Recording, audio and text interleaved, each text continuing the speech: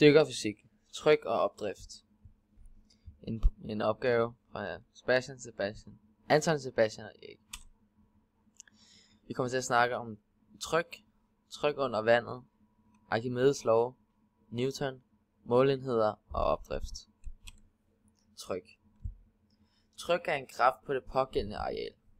Hvis f.eks. en gas, der var i en flaske, ville der være lige meget pres på alt det areal, gassen rører ved.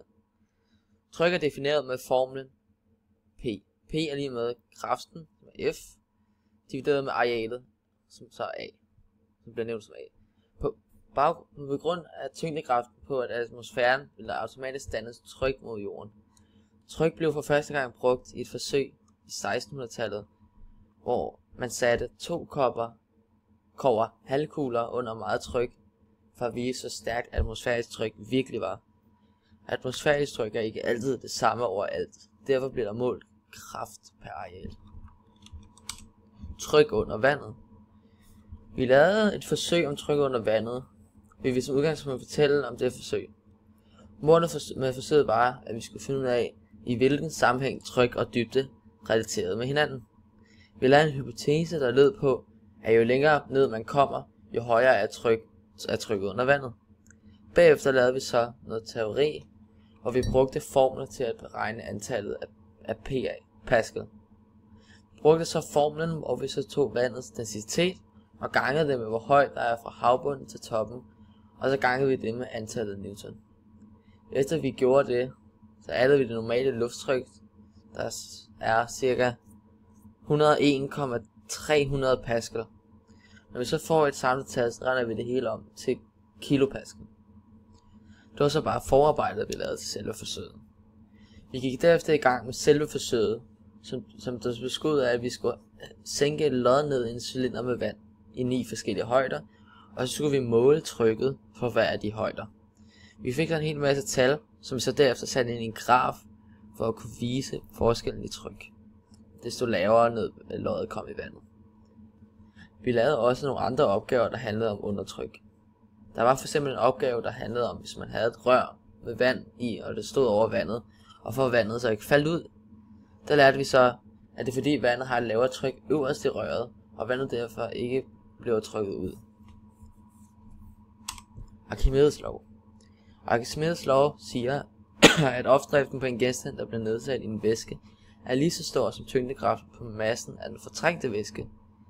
Det vil sige, at hvis man har 2 kasser, der er lige så store, så betyder det ikke, at de begge 2 kan flyde. Det betyder bare, at opdriften er lige så stor i begge kasser, så hvis vi siger, at den ene kasse er lavet af jern, så er tyngdekraften meget højere end den anden kasse, som vi kan sige er lavet af træ, som har en mindre tyngdekraft, og derfor stiger den til værs. Vi har sat et billede ind, som viser et godt eksempel på, hvordan Archimedes lov virker, når billedet sænkes. Et 5 kilos lod. Billedet sænkes et 5 kilos lod ned i noget vand. Da loddet har en opdrift på 2 kilo, så stiger vandet også med 2 kilo. Newton. Newton er en enhed, der måler tyngdekraften, og er opkaldt efter den engelske fysiker ved navn Sir Isaac Newton. Måden han fandt ud af, hvad tyngdekraften var, da han sad under et træ, det var da han så et æble falde ned. Han begyndte så at tænke over, hvorfor æblet ryger nedad og ikke opad. Newton har senere hen lavet 3 regler, som gælder inden for tyngdekraften. Måleenheder. Der er mange forskellige måleenheder, som tryk bliver målt i, men det er som regel Pascal, bar, atm, psi og at. De 3 mest kendte måleenheder er dog bar, som man brugte før i tiden som en slags lufttrykenhed. Man brugte et kviksølvbarometer, og så er der også ATM, som man bruger til atmosfærisk tryk, og til sidst er der AT, som bruges til teknisk atmosfære. Opdrift er, når overfladen under eksempelvis en bold, som vises på billedet, bliver skubbet ned.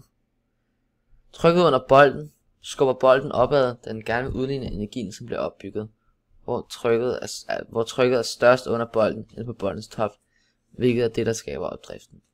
Formlen for opdrift er således: opdrift er lige med P, som er densiteten af bolden, gange V, som er volumen af objektet, gange G, som er tyngdereduktionen.